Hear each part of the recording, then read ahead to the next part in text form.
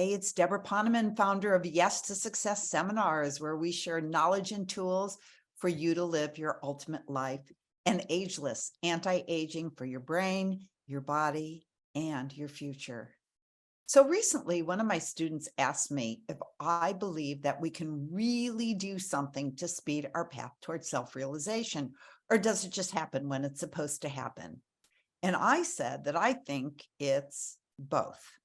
And I call this journey we're on the great divine paradox. In other words, it's linear and it's not. You can speed your progress, but it happens when it's divinely ordained. I remember when I used to do these long meditation courses, meditating 8, 10, 12 hours a day. And then somebody asked my teacher, Maharishi Mahesh Yogi, how many more times do we have to go on these 6-month courses where we meditate all day long? And he looked at us and he said, you could be walking down the streets of New York and inhale the fumes of a bus as it's passing by and go into a state of enlightenment.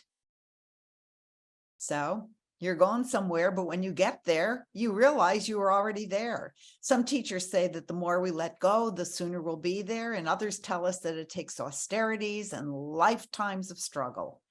But I also say that there are things that we can do that do seem to accelerate our journey. Because when we do these things, the qualities of self-realization begin to be dominant in our lives. Things like non-attachment, like spontaneously seeing the perfection in all that is, like living without expectations and no longer being attached to outcomes, like directly experiencing our connectedness with everything and everyone and all that is. And we have choices at every moment to do those things that accelerate our journey or not. And although it's your own soul's choice, I do believe we will move more quickly if we make the more difficult choices and do the big work. Is my dear friend and teacher, founder of Wholeness. He's a great teacher on the planet at this time. Matthew Reifslager once said in one of his morning messages where he channels the Divine Mother, he said, there is no time for careful renovation now.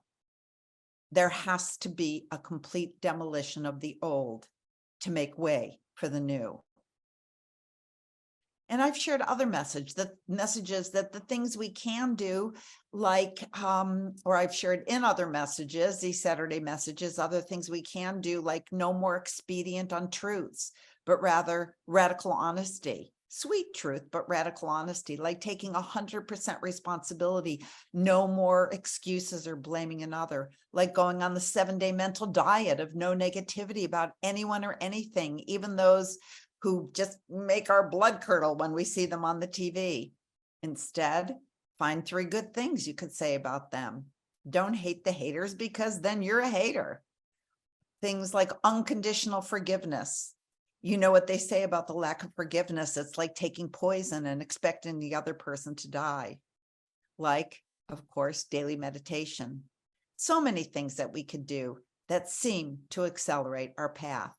And there's something else that I believe is very important to accelerate our path, and that is you don't need to go outside of yourself for answers. Every answer you need for every situation that presents itself. Well, between you and the knowledge you could tap into that comes directly from the God of your understanding, you pretty much have it covered. You know, for some reason, when we have a problem, we tend to ask everyone else's advice. We ask our mom, we ask our dad, we ask our partner, we ask our friends, we ask our astrologer, we ask our psychic, but we forget that we can ask ourselves and our God, the God of our understanding. You know, I don't know why it is that we tend to trust others more than we trust ourselves, but I do a practice almost every day to see what the God of my understanding wants to share with me. I first learned this practice that I call sitting for guidance in the early 1980s. I read about it in one of Napoleon Hill's early books. Of course, you know that he's the author of Think and Grow Rich, one of the best-selling success and prosperity books of all time. And in this book, Napoleon Hill suggests that we sit for guidance every morning before we start our day, although he called it sitting for ideas. He said that he considered God to be his partner in all things. So every morning he would take out a piece of paper and write at the top. So So God, what are you and I going to be doing today? And then he would just write, just let the words flow out. I personally sit for guidance after my morning meditation. Also, whenever I feel stuck and I need an answer, I know I don't have to go outside myself. I just write my question at the top of the page and away I go. It's not a thinking exercise, it's an allowing exercise. It's like taking dictation from God. When I do my regular morning sitting for guidance session, if I don't have a specific question about my business or my family or something else in my life, I'll write the question, what is the highest good I can do today? Or sometimes I write, how can I best serve the planet at this moment? Another question that tends to bring profound knowledge is, what can I do to move my life ahead? Or many ask, what do I need to do to manifest the relationship I desire? Or what can I do to bring more love into my life? And again, when you write, try not to censor. Just be an empty vessel. Just let the words pour onto the paper. I even start my session with a little prayer, and it goes, I now set aside my ego, doubts, and fears and align my heart with the Sacred Heart of God. I put a circle of love around me so that only God's love can come through. And then I begin writing. Sometimes people ask me, how can I be sure if it's God or my higher self talking to me? How do I know it's not just my mind or my fear? Well, the answer is simple. If it's God or your higher power, there will be no hint of negativity or blame or doubt or even analysis. The words will be filled with love and compassion and high vibration. The God of your understanding wouldn't say to you, you're such an idiot, or why did you not think of this before, or whatever. The words will they'll take your breath away. They'll make you cry, they'll make you laugh, but you will know that what's come through is the truth. You might want to have a special notebook or a special pen. You might want to light a candle before you begin. The angels love to gather around candle flames. And here comes the part where some people stop. You need to act on what the guidance tells you. I mean, what a novel idea. Don't just say, wow, that was so amazing, and then close your book. You've just gotten a message from God, and the God of your understanding wants you to be beyond happy, beyond successful, beyond filled with love, beyond fulfilled. And she is giving you guidance how to do it. And it will seldom be the answer you expect. You might ask, should I partner with Jim in the restaurant? And God might say, take more walks in the sunlight.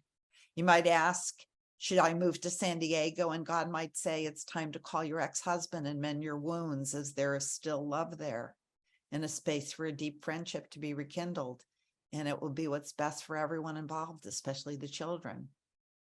If the message seems unusual, just remember that it's a message from God. And the God of your understanding has that 35,000-foot view, and you don't. So when you're done listening to this video, take out a piece of paper and see if there's a message from God waiting to come through.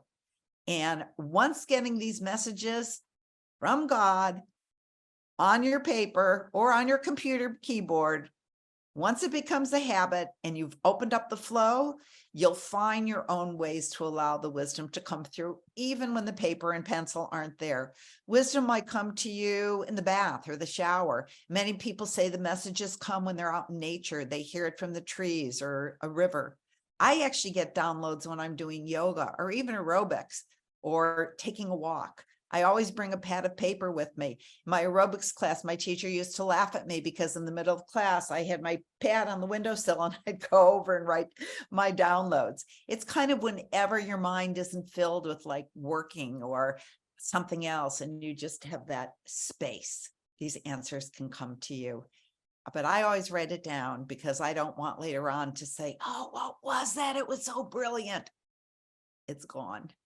It might be when you're in church or temple or during a satsang or in the midst of one of your favorite rituals like drumming or ecstatic dancing, or I don't know, you might just want to sit in silence with your eyes closed and let the wisdom begin to flow. It's a type of meditation, really. I found this great quote in some old notes. I have no idea who it's from, but it describes why we do this sitting for guidance and why we act on the guidance we get. And it goes, meditation is a better form of prayer. In prayer, you're asking for something. Meditation is saying, I am ready to listen. I mean, just imagine if somebody only keeps on asking and asking for insight or your opinion, but it's not ready to listen, is not ready to listen to what you have to offer when you share it. When you get a little frustrated in that same way, God also might get a little frustrated when you don't listen. But when you sit for guidance and you're ready to listen and you act on the message with faith and trust in the source, the God of your understanding will bestow more knowledge. In fact, all the knowledge you need and all favors upon you. So give it a try and have a fabulous week. Bye for now.